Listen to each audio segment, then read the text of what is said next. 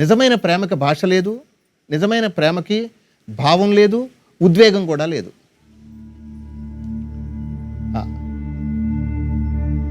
నిజమైన ప్రేమ అది దైవం కాదు, అది జీవం కాదు, అది ఇదేది కాదు. కానీ ఈ అన్నిటి యొక్క సమిష్టి రూపం అది ఒక్కటే అంటారు.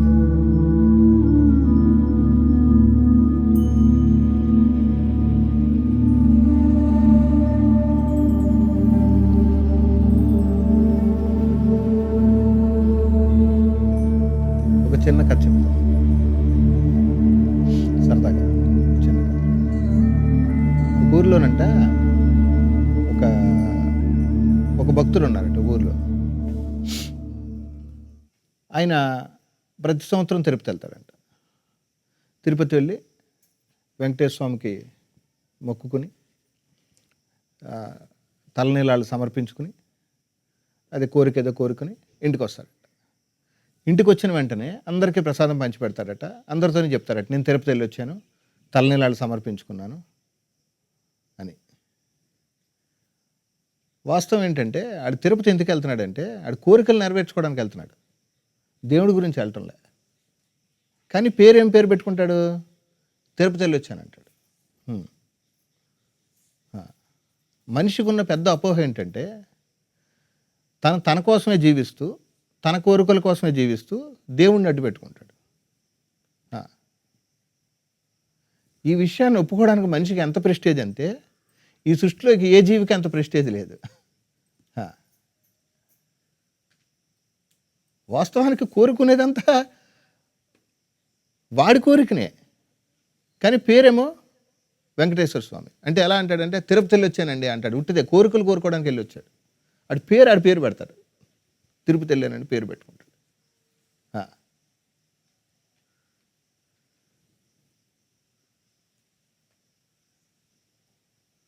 మీ లోపల మిమ్మల్ని మీరు ఎప్పుడైతే ప్రశ్నించుకోరో మీరు దేవుణ్ణి కూడా, అంటే ఫిజికల్ స్టేట్లో ఉన్న దేవుణ్ణి కూడా మీరు ఎప్పుడు పూర్తిగా అర్థం చేసుకోలేరు. మీ లోపల మిమ్మల్ని మీరు ఎప్పుడైతే ప్రశ్నించుకోరో, మీ మూఢత్వాన్ని ఎప్పుడైతే మీరు లోపల నిలదీయరో, మీరు సగటు మనిషిని కూడా ఎప్పుడు ప్రేమించలేరు, మీరు అర్థం చేసుకోలేరు.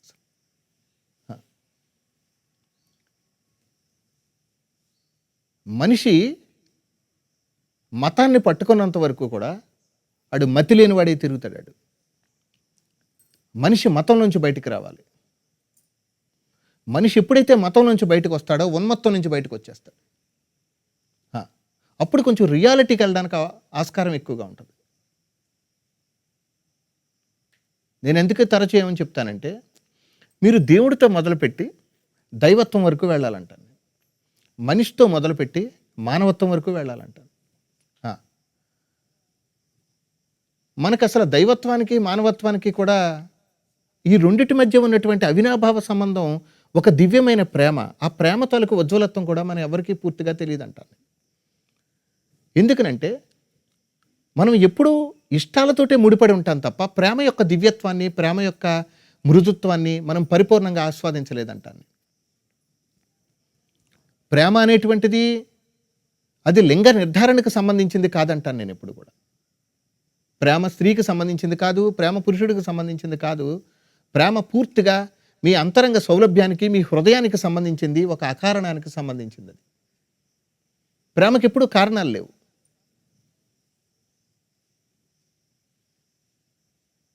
ఇప్పటి వరకు నా అనుభవం దృష్ట్యా ఒకరు ఇంకొకరిని ప్రేమించడం అంటే సంభవించలేదంటున్నాను నేను. అలా జరగలేదు. ప్రేమ అనేటువంటిది పూర్తి ఏకత్వానికి నిర్వచనం. అది ఒక్కటే. అది ఇంకొక దాంట్లో ఇప్పటి వరకు వచ్చి కలవలేదు, ఇంకొకటి ఏదో వచ్చి అందులో కలవలేదు.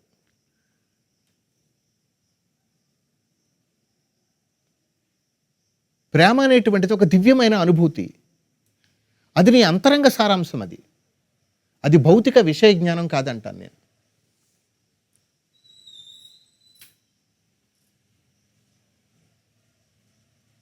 మీరు వాస్తవానికి మీరు ఎవరిని ప్రేమించలేరు, మీరు ఇంకొకరి చేత ప్రేమించబడలేరు.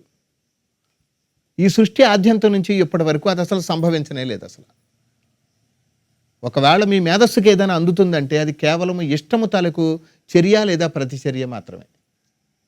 అవంతే ఇష్టాలతో కూడుకుని ఉన్నాయి తప్ప అది పూర్తి ప్రేమకు సంబంధించింది కాదు.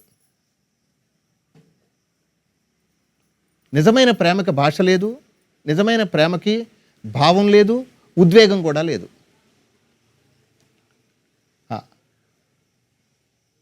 నిజమైన ప్రేమ అది దైవం కాదు, అది జీవం కాదు, అది ఇదేది కాదు.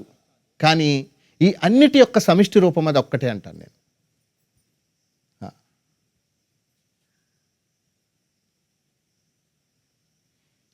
మీరు ఎవరినైనా ఇష్టపడ్డారంటే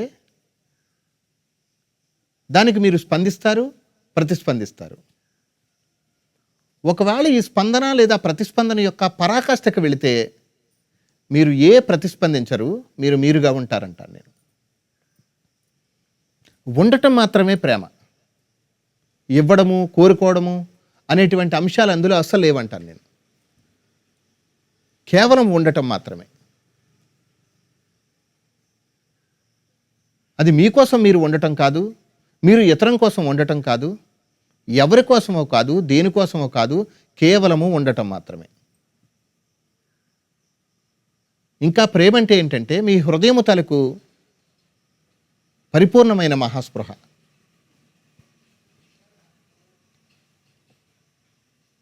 ఉన్నది ప్రేమ మాత్రమే. అది ఎక్కడ కళంకం లేకుండా ఉందంటున్నాను. అది ఎంత దివ్యమైన అనుభూతి అంటే తన కోసమే తాను ఉన్నాననేటువంటి స్పృహ లేకుండా స్వేచ్ఛ కలిగి ఉందంటాను నేను దాన్ని.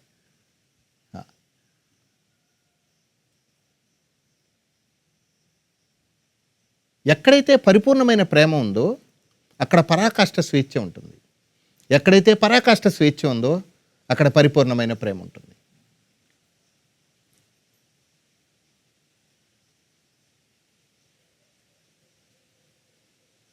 అక్కడ ఇంకేమీ లేవు అసలు. ఇంకా స్పష్టంగా చెప్పాలంటే ప్రేమ యొక్క నిజస్థితి అంతా కూడా deep silence, the pure silence.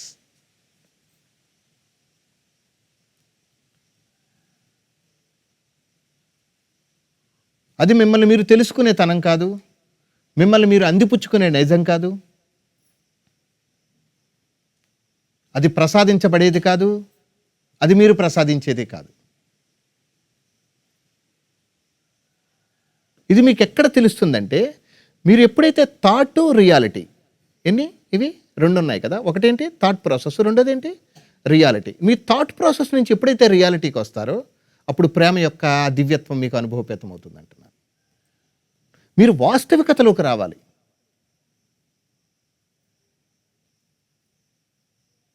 మీరు ఇంకొకరి దగ్గరికి వెళ్తానంటారేంటి, ఇంకో కొత్త దేవుడు అంటారేంటి, ఇంకో కొత్త ప్రదేశాలు అంటారేంటి?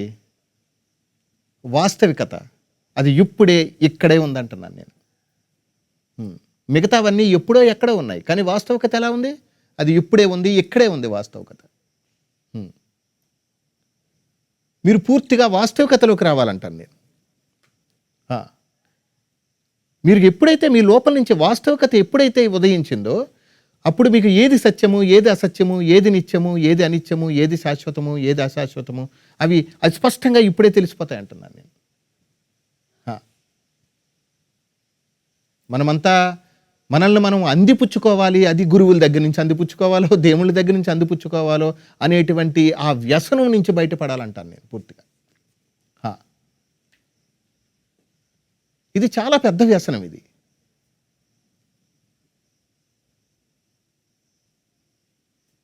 ఈ ప్రస్తుత సమాజం అంతా కూడా ఈ వ్యసనానికి బాగా ఆకర్షితమై ఉంది కాబట్టి అది వ్యసనం కింద కాకుండా మహాయజ్ఞమై గొప్పగా మెలమెల మెరుస్తుంది అంతే. అది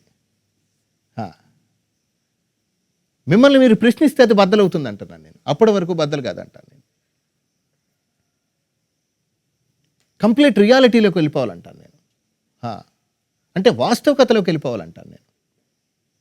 మీరు ఎప్పుడైతే ఆ డీప్ రియాలిటీలోకి వెళ్ళిపోయారో మీరు సాధన చేయరు. మీరు తపస్సు చేయరు. మీరు జీవించడం మొదలు పెడతారు.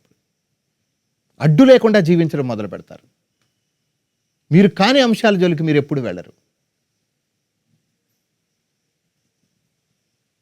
మీరు దేన్ని తప్పించరు.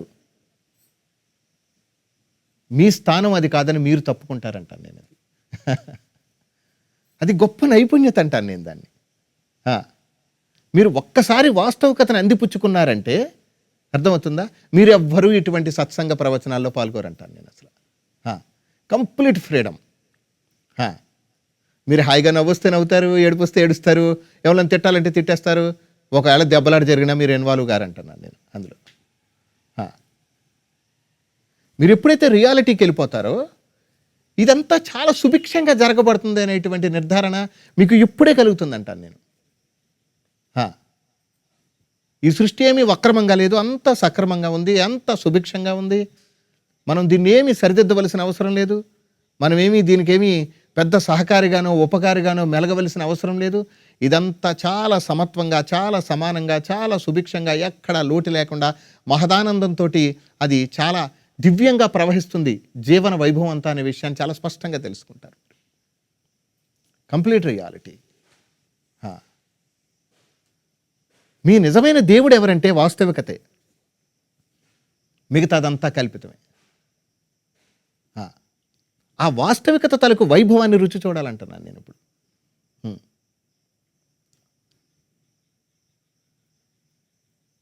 మనిషి తన మానసికతని కప్పుకుని తిరుగుతూ దాన్ని కప్పిపుచ్చుకుంటూ చేసేటువంటి వికృత క్రీడ నుంచి మనిషి బయటికి రాగలిగినటువంటి సౌందర్యం అంతా కూడా రియాలిటీలో దాగి ఉందంటున్నాను నేను. అంటే ఎందులో ఉంది? వాస్తవికతలో ఉంది. మీరు ఎవరినైనా అడగండి, మీకు దేవుడు కావాలా వాస్తవికత కావాలా అంటే ఇమీడియట్లీగా వాస్తవికతే కావాలంటారా? ఏమంటారు? దేవుడే కావాలంటారు. ద వీక్ మైండ్స్ ఇవన్నీ. వాస్తవికత నీ జీవన వైభవాన్ని మెరుగుదిద్దుతుంది. అర్థమవుతుందా? దేవుడు అనే కాన్సెప్టు నిన్ను లోపలికి లోపలికి లోపలికి కుదించేస్తుంది బాగా.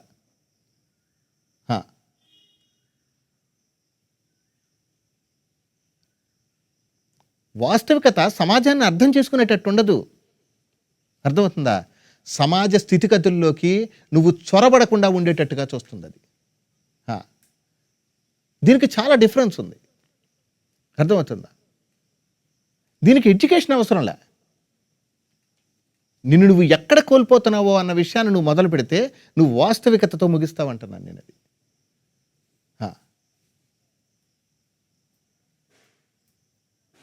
నిన్ను నువ్వు కోల్పోయే తనాన్ని కూడా నువ్వు చాలా సౌందర్యంతో ప్రజెంటేషన్లోకి తీసుకురావాలని అనుకుంటావు తప్ప వాస్తవాన్ని ఇలా గుర్తించాలని ఎప్పటికీ అనుకోమంటున్నాను. అందుకే ఈ ఆధ్యాత్మికత అనేటువంటిది లేదా ఆత్మానుభవం అనేటువంటి శీర్షిక యుగాల తరబడి కొనసాగుతుంది అంటాను నేను అది. ప్రతి దగ్గర ఇరుక్కుంటావంటున్నాను నేను.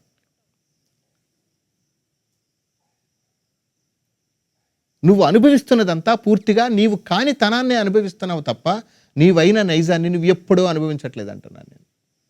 నీ సహజ నైజాన్ని నువ్వు అనుభవించట్లే, నీవు కాని తనాన్నే అనుభవిస్తున్నావు ఇప్పుడు.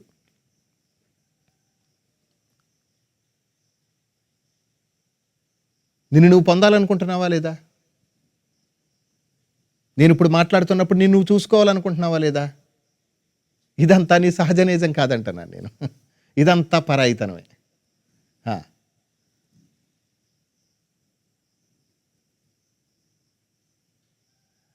నీ నిజతత్వానికి ఎంక్వైరీ కూడా అడ్డే తెలుసా? ఎంక్వైరీ కూడా అదర్నెస్సే.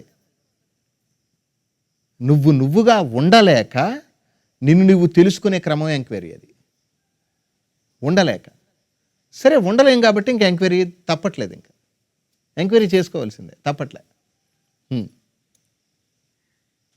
మీరు రియాలిటీలోకి వెళ్తే గనక మీకు ఎంక్వైరీతో కూడా పని లేదంటున్నాను నేను. అసలు నీకు ఇంకొకరితో పని లేదు, ఎవరిని ప్రశ్నించవలసిన అవసరం లేదు. నీ రియాలిటీ నీకు స్పష్టంగా తెలుస్తుంది. అది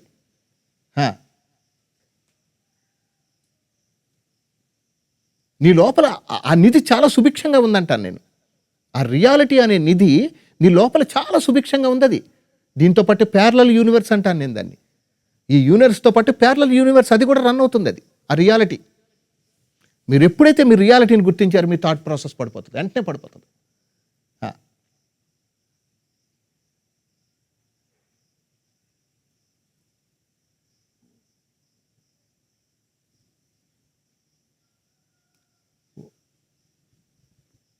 ఉన్నది ఏంటి? ఉన్నది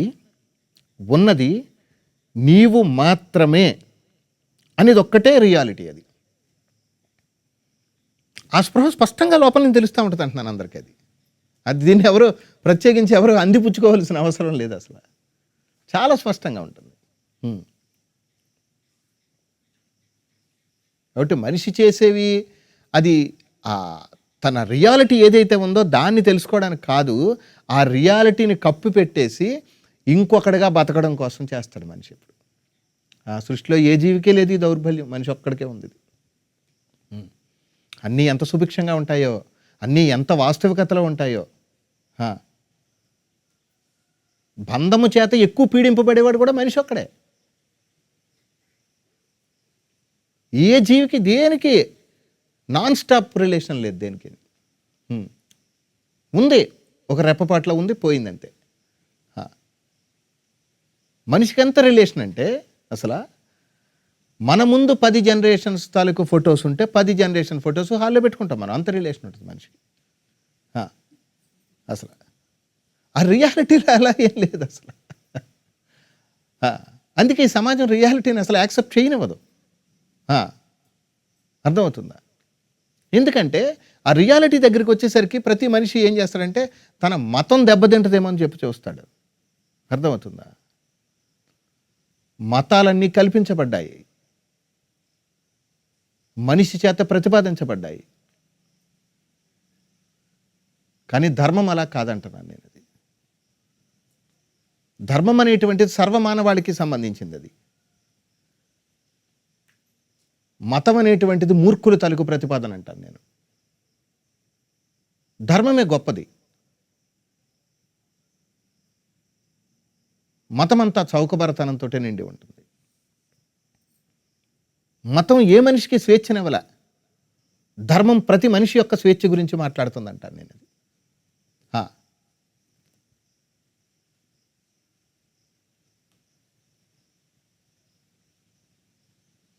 మీ నిజమైన ధర్మంని మీరు గుర్తిస్తే మీకు రెండుగా ఉంటుంది, స్వధర్మము, సంఘ ధర్మము. ఎన్నది మనిషికి ఎన్ని ఉంటాయి? రెండు. ఒకటేంటి? అంటే స్వ అంటే అర్థం తెలుసా? నేను అయాం అంటాం కదా, అది స్వధర్మము. రెండోది ఏంటి? సంఘధర్మము. సంఘధర్మం అంటే ఏంటో తెలుసా? పక్కోడి గురించి పట్టించుకోకుండా నీ పనేది నువ్వు చూసుకో. పక్కోడి గురించి పట్టించుకుంటే నీకు ఇబ్బందులు వస్తాయి. ఒక కోణం. రెండో కోణం ఏంటంటే పూర్తిగా నిన్ను నువ్వు వదిలేసి పక్కోడినే పట్టించుకో. ఈ రెండిట్లో మీరు దేనికి ఓటేస్తారో మీరు దానికి ఓటేయచ్చు దానికి. కానీ స్వధర్మం ఒకటి ఉంటుంది. అదేంటంటే నీకు అది మంచి చెడు చెప్తూ ఉంటుంది లోపల నుంచి. సంఘధర్మం అనేటువంటిది అది బజార్, అది మీ ఇష్టం. మీకు కొన్ని బోల్డ్ వస్తువులు అంటే మీకు నచ్చింది కొనుక్కోవచ్చు, నచ్చకపోతే మానేసుకోవచ్చు. ఎవడ సంఘధర్మం ఆడిదే. అందరూ కలిపి సంఘధర్మంలో ఉంటారని అంటారు, కానీ అక్కడ కూడా ఎవడ మైండ్ సెట్ ఆడిదే మళ్ళీ అందులోని. అంటే నేను, నీ లోపల నుంచి ఒకటి పుడతా ఉంటుంది చూడు మళ్ళీ స్వధర్మం. అది చెప్పినట్టు నువ్వు అన్నీ చేస్తూ ఉంటావు. మీరు ఇంకా ఒక పచ్చి వాస్తవం తెలుసా? మీరు ఎవరు చెప్పినా ఏం వినరో తెలుసా అండి? ఎవరోని ఈ దేవుళ్ళే దిగొచ్చి చెప్పినా ఎవడి మాట ఎవరో వినరు, ఉట్టిదే. మీకు ఏది తోస్తే అది చెప్తారు, మీరు అదే నమ్ముతారు. మీరు అది స్వధర్మం. అది మీ లోపల నుంచి ఒకటి చెప్తుంది, మీరు దాని వెనకాల పడతారు. లేదండి మా గురువుగారు వచ్చి చెప్తే నేను వింటానన్నట్టు ఉట్టి మాటలు అయ్యాను. నేను ఏం వినరండి, ఉట్టిదేనండి. ఆయన దగ్గర గౌరవం కోసమో గొప్ప కోసమో తలాడింతారు. మీరు ఏది చెప్తే అయ్యా అదేనండి అంటారు, ఉట్టిదే అయ్యాను నేను. అర్థమవుతుందా? ఇవన్నీ స్టేజ్ పైన వేసే డ్రామాల కంటే బాగుంటాయి ఇలాంటివన్నీ. వాస్తవం అలా ఉండదండి, అక్కడ వరకే అంతే.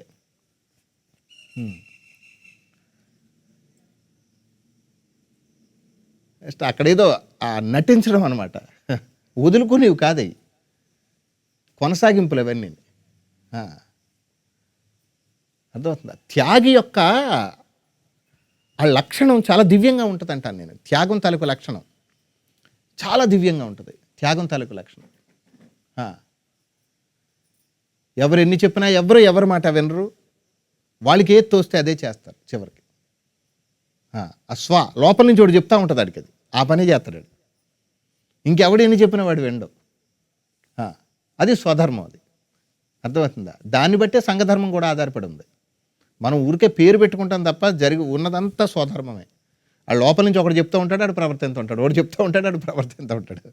అంతే తేడా. ఎప్పుడైతే మీరు పోల్చుకోవడం మానేస్తారో, వాస్తవికతలోకి ఎప్పుడైతే వస్తారో, అర్థమవుతుందా? లోపల నుంచి ఏదైతే వచ్చిందో అది నెరవేరబడుతుంది అని ఆగిపోతారు. నేను వాడి మాటలు విని పాడేయను, వీడి మాటలు విని పాడేయను అని అనరు. మతం ఎప్పుడు ఏం చేస్తుందంటే మీకు కొత్త క్రియేషన్ ఇస్తూ ఉంటుంది. అర్థమవుతుందా? ధర్మం ఎప్పుడు ఏం చేస్తుందంటే ఎప్పటికప్పుడు నిన్ను తీర్చిదిద్దే పని చేస్తూ ఉంటుంది. ఎప్పటికప్పుడు ఆ ధర్మాన్ని నేను సహజత్వం అని కూడా అంటాను నేను. అది నీ సహజ నైపుణ్యం. అది లోపల నుంచి నిన్ను తీర్చిదిద్దుతూ ఉంటుంది. అది దానికి నువ్వు అడ్డుపడద్దు అంటాను నేను. అసలు ఎప్పుడు దానికి ఉచ్చు నీచాలు అంటకట్టద్దు అంటాను నేను. ఓ మహాదివ్యత్వం, ఓ మహా నైపుణ్యత నిన్ను తలలో ఇమిడ్చుకోవడానికి అది నిరంతరం పరితపిస్తూ ఉంటుంది లోపల నుంచి. కొన్ని వందల వేల లక్షల మార్పు చేర్పుల్ని చేస్తూ ఉంటుంది అది లోపల నుంచి. దానికి నువ్వు అడ్డుపడకుండా నువ్వు కంప్లీట్ రియాలిటీలో ఆ జరుగుతున్న దాన్ని యథేచ్ఛగా జరగనిస్తే నువ్వు ఇప్పుడే ఇక్కడే నీ అంతరస్పృహతోటి తొలతూగిపోతా ఉంటాను నేను.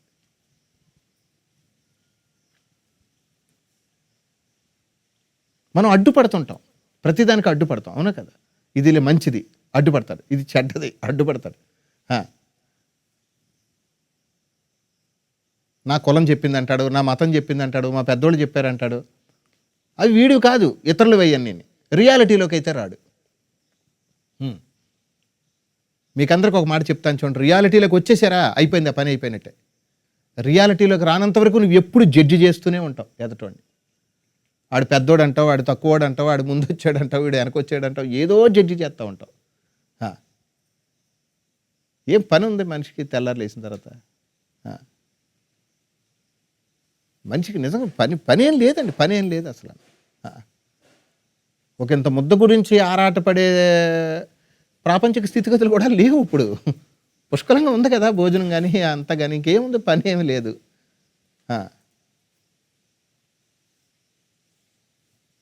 దానివల్ల ఎంత గందరగోళం.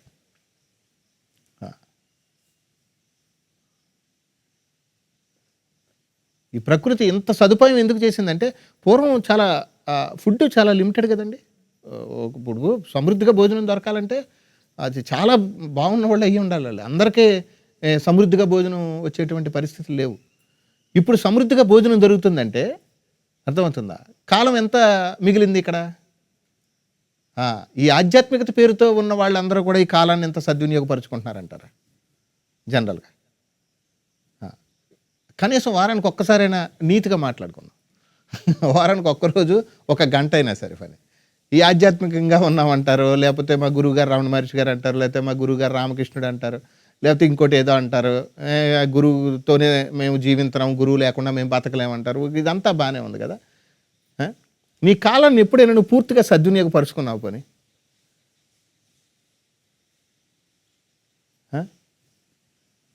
పోనీ గురువు అన్నీ ఉండనివ్వండి, పోనీ ఆధ్యాత్మికత అన్న పిచ్చి వదిలిపెట్టేసి నేను ఎప్పుడు ఏమంటానంటే, పోనీ ఒక్కడమే సినిమా చూసావా?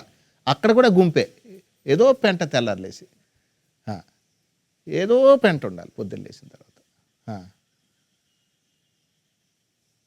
ఆ గ్రూపు స్పిరిచువాలిటీ అంటే గ్రూప్ కాదంటాను నేను. స్పిరిచువాలిటీలో అసలు గ్రూప్ లేదు అసలు.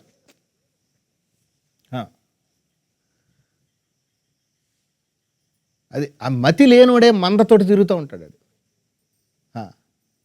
మతున్నోడు ఎప్పుడు మందలతోటి తిరగడు, అది ఎప్పుడు ఒక్కడే ఉంటాడు.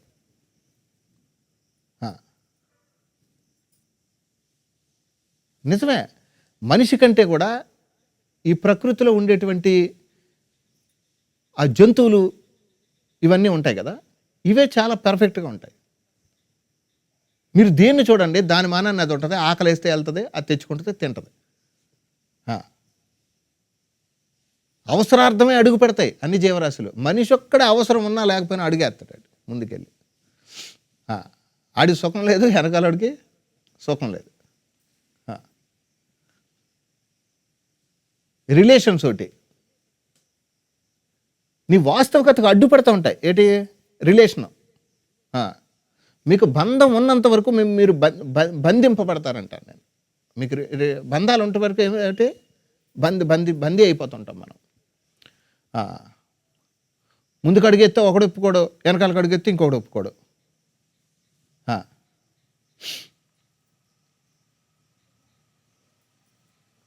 నువ్వు 24 గంటలు వాళ్ళకు అనుకూలంగానే చెయ్యాలి.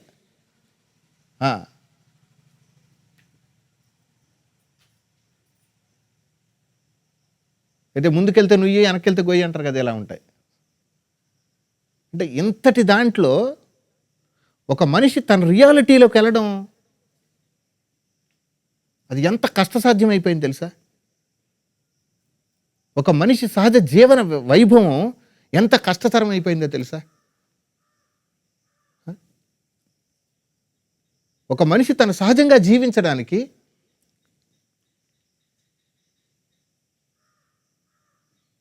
తను నేర్చుకున్న విద్య ఏదైతే ఉందో ఆ విద్య కూడా తన సహజత్వానికి అడ్డుపడుతుంది.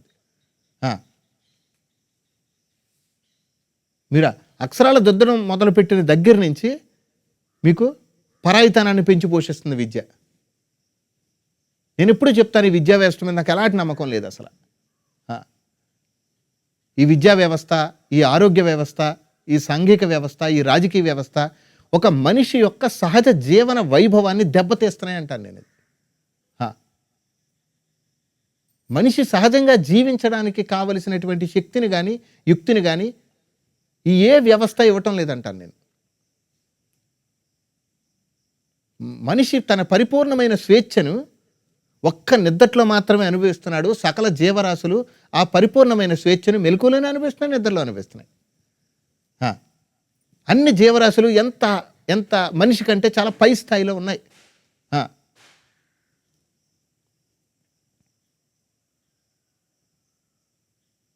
64 లక్షల జీవరాశుల్లో మనిషి చాలా ఉత్తమమైనటువంటి జీవి అని మనిషే చెప్పుకున్నాడు చివరికి. మనుషులే ఒప్పుకున్నారు దీన్ని.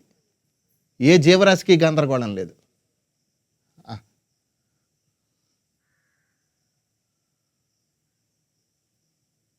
ఒక కుక్క దృష్టిలో పామెరియన్ డాగ్ అది కుక్కే, ఆల్సేషన్ డాగ్ కూడా కుక్కే దానికి. ఒక మనిషి దృష్టిలో మాత్రం అలా కాదు. వీడిది ఆ కులం అంటారు, వీడిది ఈ కులం అంటారు. అక్కడి నుంచి విభాగం చేసుకుంటారు మనుషులు. ఆడవాళ్ళకి ఆడవాళ్ళు, మగవాళ్ళు ఏంటండి అంతా విభాగం విభాగం విభాగం అంతా. తన రియల్ నేచర్ని మనిషి విభాగపరుచుకున్నట్టుగా ఏ సృష్టిలో ఏ జీవి విభాగపరుచుకోలే అసలు.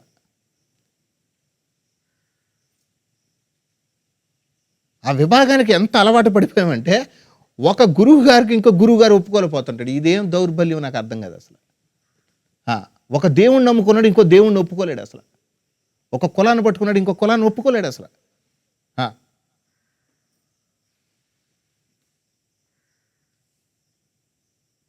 ఇంత దారిద్ర్యంలో ఉండి తన సహజ జీవన వైభవాన్ని, తన హృదయంలో పొంగి పొర్లుతున్నటువంటి అపారమైన ఈ ప్రేమ లేదా శాంతి యొక్క మకరందాన్ని తను ఎలా ఆస్వాదించగలను అంటున్నాను. ప్రతి దానికి ముద్ర వేస్తాను. నాతో చాలామంది చెప్తారు, ఏమంటే నాకు భగవాన్ ఉన్నారు సరిపోతుందండి, నేను ముద్ర వేస్తాడంతే.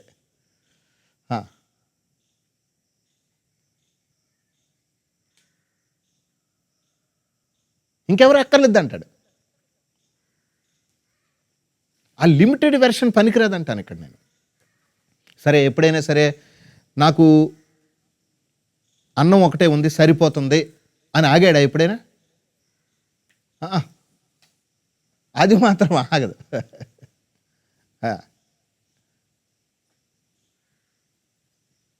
నాకు భగవాన్ ఉన్నారు సరిపోతుంది, నాకు బుద్ధుడు ఉన్నాడు సరిపోతుంది, నాకు యేసుక్రీస్తు ఉన్నాడు సరిపోతుంది. ఇది సరిపోతుంది ఈ డిక్లేర్ చేయడం ఏంటి? ఆ గురువు చెప్పాలి నేను పిలిచి. భగవాన్ అన్నామలై స్వామి చెప్పారు కదా, అలా చెప్పాలి. ఇక చాలు, ఇక మీరు ఇక్కడికి రావాల్సిన అవసరం లేదు, మీరు వెళ్ళిపోండి, స్వేచ్ఛగా ఉండొచ్చు. గురువు డిక్లేర్ చేయాలి. వీడు డిక్లేర్ చేస్తాడు, నాకు ఈడు ఉండాలి సరిపోతుంది, నాకు ఈడు ఉంటే చాలు, ఈడు ఉంటే చాలు. ఆ. అలాగ అవుతుందా? నువ్వు ఎప్పుడైతే నాకు ఈ గురువు ఉంటే చాలు నువ్వు డిక్లేర్ చేసావో, గురువుని ఎప్పుడు నువ్వు దేహంగానే చూసావు అనమాట, అయితే చైతన్యంగా చూడలేదన్నమాట.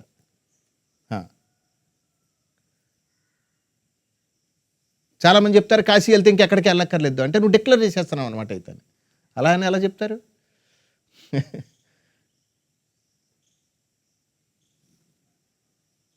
కాశీ వెళ్తే సరిపోతుంది, ఓకే కదా.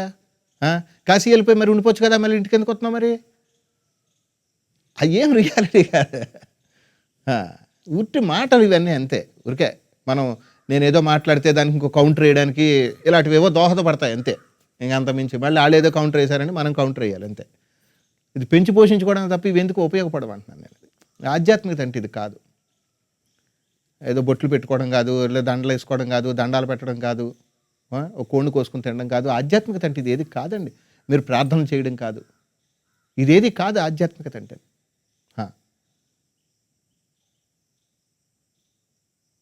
నీ లోపల నుంచి నీ నిజమైన దివ్యత్వం పొంగి పొర్లుతుంది, అర్థమవుతుందా?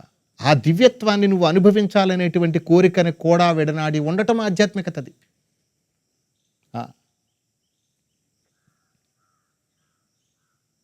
అది ఆధ్యాత్మికత అంటే. మిగతావన్నీ కూడా దాని పేరుతో జరిగే పెద్ద నాటకం, బూటకాలు ఇవన్నీ. అదెవడికి అక్కర్లేదు, దాని పేరు మీద ఏదో నాటకం కావాలి. ఇలా చెప్పారేంటి, ఇలా చేశారేంటి, ఇలా ఎలా చెప్తారు కదా. ఈ ప్రశ్నించినోడు ఎవరికి చెప్పినవి కాదు ఈ మాటలు. ఇక్కడ నా ముందు ఎవరైతే మీరు కూర్చున్నారో మీకోసం నేను మాట్లాడుతున్నాను. ప్రశ్నించే హక్కు మీకు ఉంటుంది. ఈ క్యాసెట్టినో లేకపోతే ఇదేదో ఏదో రాస్తారు ఎక్కడో చోట, ఈ మాటలు 4 మాటలు రాస్తారు, రాసిన దాన్ని పట్టుకుని ఎగిరితే దానివల్ల ఏమైనా ప్రయోజనం ఉంటుందా? మీకు చెప్పినవి కాదు ఇవి. ఎంత సమయం దుర్వినియోగం అయిపోతుందో చూడండి. ఆధ్యాత్మికతలో ఎక్కువ సమయం ఎక్కడ దుర్వినియోగం అయిపోతుందో తెలుసా?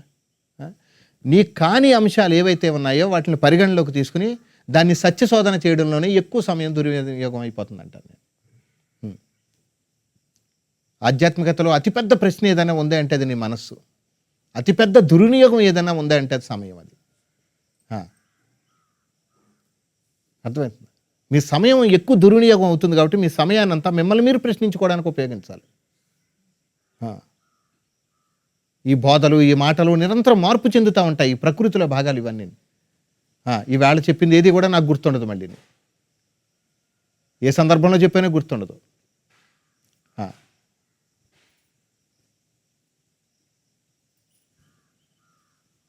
అంగీకరించడం అంత ఉత్తమం లేదంటాను నేను. మీరు అంగీకరిస్తే ఏ గొడవ లేదు అసలు. చాలా సంవత్సరాల క్రితం ఒకసారి ఒక ఆయన నా దగ్గరికి వచ్చి అడిగారు, మీరు తప్పు చేశారు, మీరు తప్పు చేశానని ఒప్పుకోండి అన్నాను. ఓకే, ఆల్ రైట్, నేను తప్పు చేశాను. ఏం తప్పు చేశాను తర్వాత అడిగాను. ఆ తర్వాత విషయం అది అందరూ ఆ చుట్టుపక్కల ఉన్నాడు, అందరూ అడుగుదామని వచ్చిన వాళ్ళు అందరూ నవ్వారు. ఇదేంటి ఇలా మాట్లాడుతున్నారు ఏంటండి? అంతే కదా, ఫస్ట్ నీకు ప్రయారిటీ ఇవ్వాలి కదా. ఆయన వచ్చాడు సీరియస్గానే, మీరు తప్పు చేశారు ఒప్పుకోండి అన్నాడు. ఓకే, నేను తప్పు చేశాను, ఒప్పుకున్నాను, ఐఎమ్ సో సారీ.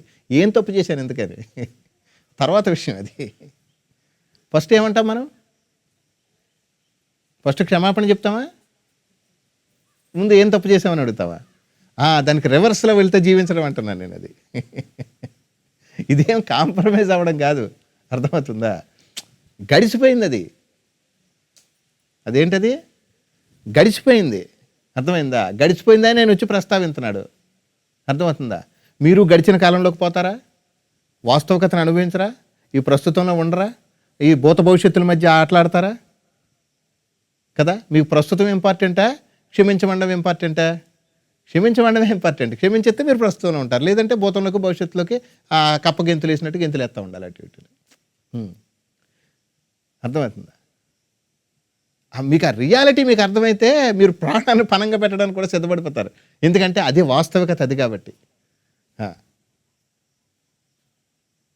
కాబట్టి మీ నిజమైనటువంటి వాస్తవికతను గుర్తించమంటాను నేను. అది